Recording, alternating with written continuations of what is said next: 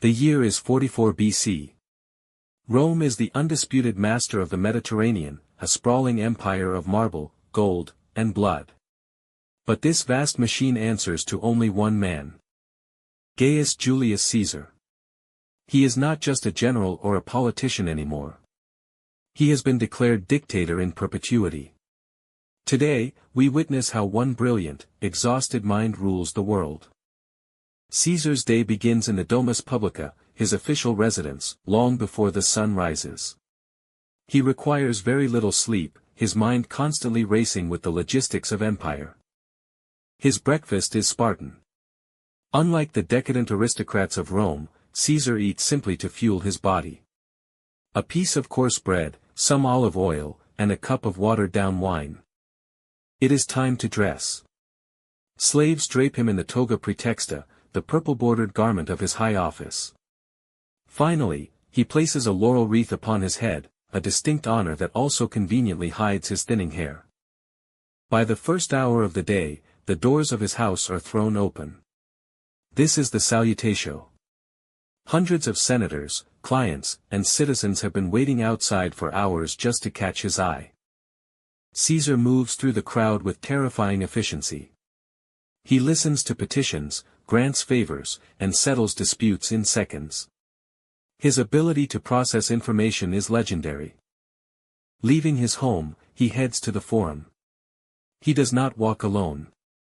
He is escorted by 24 lictors, bodyguards carrying the fasces, bundles of rods and axes symbolizing his absolute power of life and death. The streets of Rome are a chaotic maze of noise, smells, and overflowing crowds. But as Caesar's procession approaches, the sea of humanity parts instantly. Silence falls over the immediate area. The streets of Rome are a chaotic maze of noise, smells, and overflowing crowds. But as Caesar's procession approaches, the sea of humanity parts instantly. Silence falls over the immediate area. He steps up to the rostra, the public speaking platform. Caesar is a master orator, second only to Cicero. When he speaks, he does not just deliver a speech, he casts a spell over the Roman plebeians. He knows exactly how to play the crowd. He calls his veteran soldiers comrades, he remembers the names of obscure centurions, and he projects an aura of unstoppable, divine victory. His public duties finished, he crosses the Forum to the Curia, the Senate House. This is where the true danger lies. The men inside wear the same togas, but many hide daggers in their hearts. As he enters, the senators rise to their feet. Some rise out of genuine respect and loyalty. Others rise out of pure, trembling fear, hiding a deep-seated envy of the man who conquered the Republic.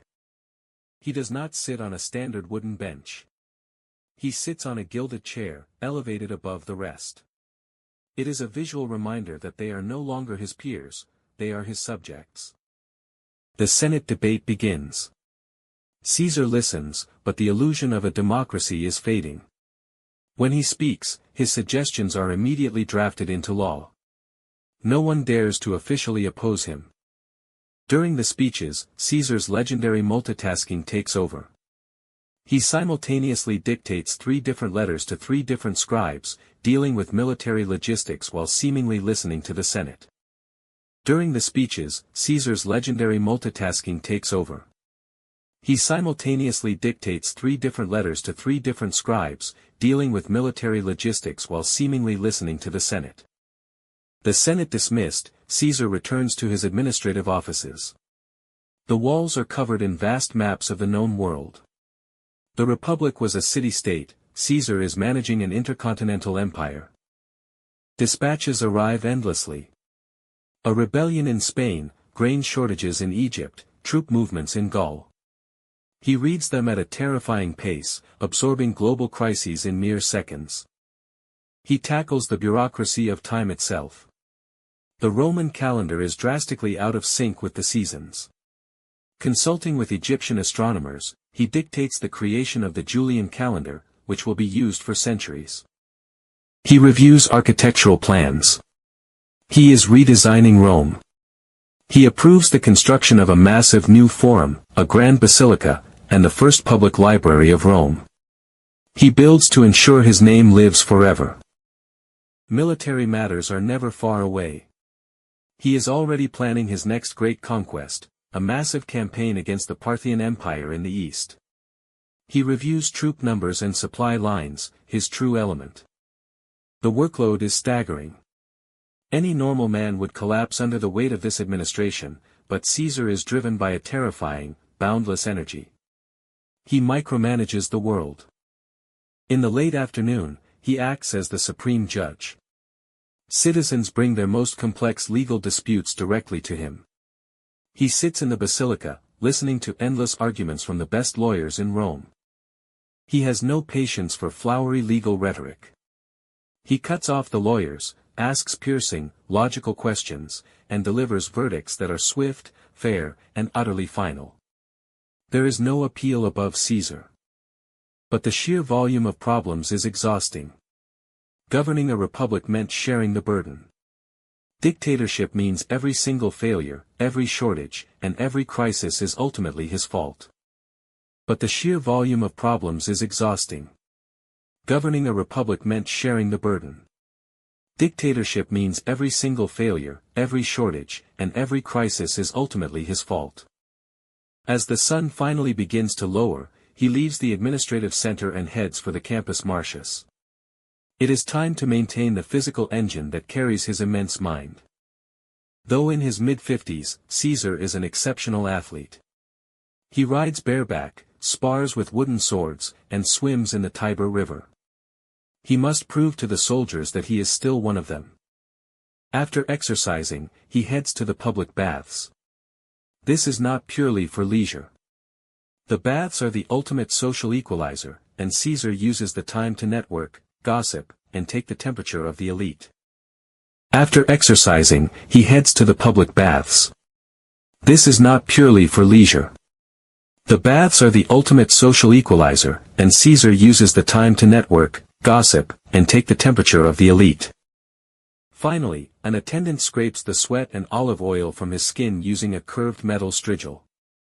It is one of the few moments of the day where he can simply close his eyes and just breathe.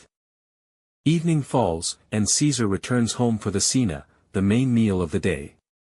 He rarely eats alone. The dinner party is a highly calculated affair, a stage for diplomacy and psychological warfare.